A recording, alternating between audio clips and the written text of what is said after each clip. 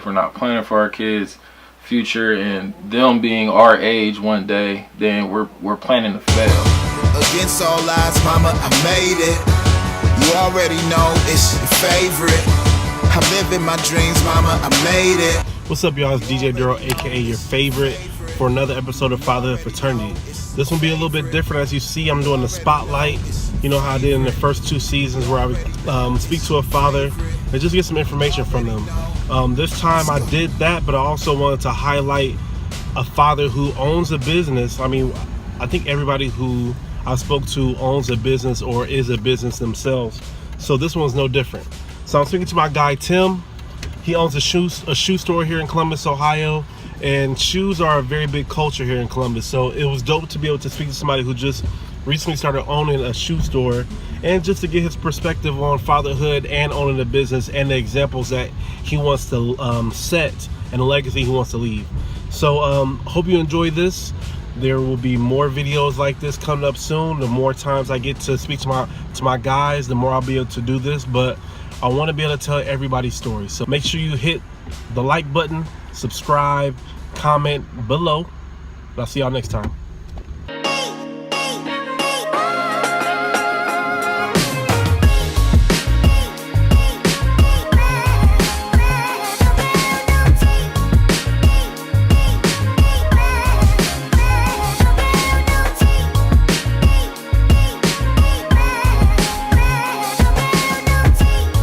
What's up? My name is Timothy Russell. I have a clothing line called Good Life Ohio, and I have a shoe and clothing store called JMS, Just My Style. I think mostly what made me want to start my business was the aspect of having freedom of time. So I do believe in the concept of money and getting to a certain point, but I don't really care about being filthy rich. So I always believe having freedom of time was the most important thing. So if I needed to travel, if my kids had a basketball game, or I need to go to a award ceremony, that me having my own business made me believe that I could have my own schedule and I could be flexible. So that's literally where it came about. I think the example I give to my kids with owning my own business is just letting them know that there are still people out there chasing their dreams and believing in their goals. I did go to college. I did, go down a similar path a lot of people went.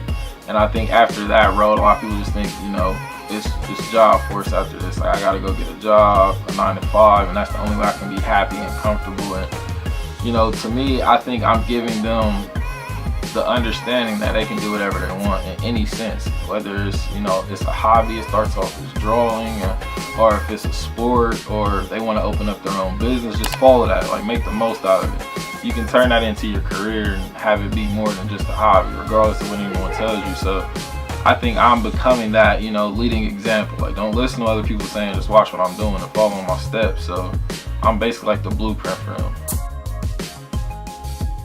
I think success in my business would be expansion. My end goal has always been LA. So I said I used to live in Boston, so I said I want to have a store in Columbus, Boston, and LA. That's kind of successful to me, and I know I'm at the point like, okay, like I'm really doing this, like I'm successful. Either I can walk away, I can let the next person have it, or my oldest son, if he wants to have it, he can step into the business. But I think those are like my goals. That's my rank, and I think it's a personal goal. Like, it's once I hit that, I'll be content, I'll be sufficed. So I can't really say it's a dollar amount, because to me, having a business open and being able to keep it open is success. It was a person. So there was a group of people like around when I got out of college. They kind of became mentors to me. I don't even know if they realized it or not, but I just followed in what they were doing. I started spending most of my time around these guys, and they all are business owners. They're all maybe a couple years older than me. One's the same age as me. So honestly, it was just the way they were living life. They were doing things that I kind of aspired to do, and I seen myself doing. So I'm thinking like, okay, I gotta study these people. Like, this is obtainable, like this is really real, and I'm just watching them day to day do the things that I'm, drawing up and thinking and dreaming about doing. So at that point, like, I knew, and I've known these guys for a long time, First off, legacy. Legacy means everything to me. So that's a big reason why I do everything I do. To me, my kids are everything. Like, that's my legacy. That's what I'm leaving behind. So I think that's important to make myself the best man I can be, just so I can leave them back, even if it's just lessons. It doesn't always have to be material or earthly things. Like, it just be lessons. It could be concepts.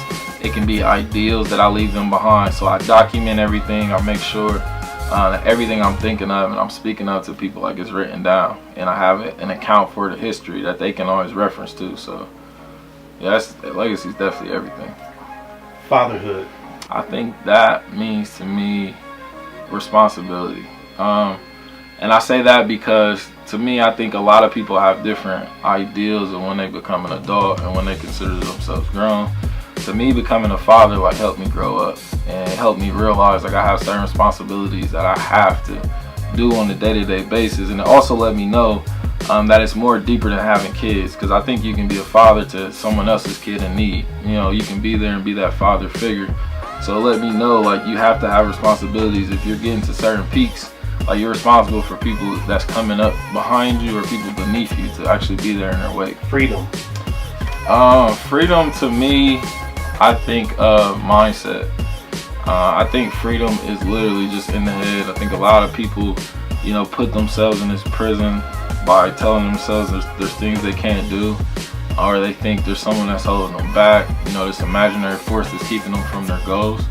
So the entire thing of freedom, I think you can literally do anything that you want to do as long as you put your mind to it. Once you start convincing yourself that you're free to do all, then nothing can hold you back. Failure. Failure I would have to say weakness. And I only say that because to me, failure is something that you become. I think everyone fails once or twice at least in everything you do. So the fact that you're gonna keep failing, you keep trying, eventually, you'll be a success in what you want to do. A failure to me is someone who decides that they're going to give up on their dreams, their family, everything they believe in. So to me, it's just a sign of weakness. Future. Future to me means hope. So everything I do, I want to consider myself an expert in, and I want to become a teacher. So to me, it starts with the future. If we're not planning for 5 years, 10 years ahead, if we're not planning for our kids' future and them being our age one day, then we're planning to fail. We're essentially being selfish. We're only worried about what's happening today. So I think future's huge. Like, it gives us hope in everything we do, just knowing that, okay, there's a tomorrow. I gotta grind. Like, I gotta build. I gotta make sure this is in place because someone might need this one day. I might not need it today. I may never use this in my lifetime. But if I'm helping somebody 10 years down the line, that's hope, because then that pushes somebody else to keep doing the same thing, and then we can just keep the cycle going. Man, I would probably have to say being an example. I think sometimes it does become hard when people look at you as like a mentor, and they look at you as, the bottom line, like, okay, this is the example, watch what this person's doing. But I also think it's super fulfilling, just knowing that you have certain ideals that someone's watching every move you make. They're watching everything you do, and their existence is growing off of what you do and the decisions you make and the mistakes you make and the choices you make. So I think that's the best part, just knowing like, okay, like, I'm doing this for somebody. Like, I'm not just out here aimlessly living. Like, it's methodical now at this point. Like, it's chess. So like, I know like I can really shape their future. So that's powerful to me. The man with no fears is free to do all. And I think what that means to me is you have no cap, you have no limit, you have no space that you're defined in. You basically, if you put your mind to something, you have the ability to do it and achieve it. And it's not saying that, you won't be afraid of things. It's just saying you should attack those fears. So if you're an artist, you're afraid of performing, you're afraid of going on the stage, attack that. Get on the stage more, perform more. If you want your own business but you're afraid it might fail, go start that business. Go be around people who are starting businesses. So it's those things that we're afraid of most is what we need to attack the most. So just keep that in mind. Like, no matter what you're timid about, what you may be afraid about, the only way you're going to get through that fear is repetition and experience. So you just got to go out there and do it. So thank you for the interview. Yeah. I got one last thing. I'll let you.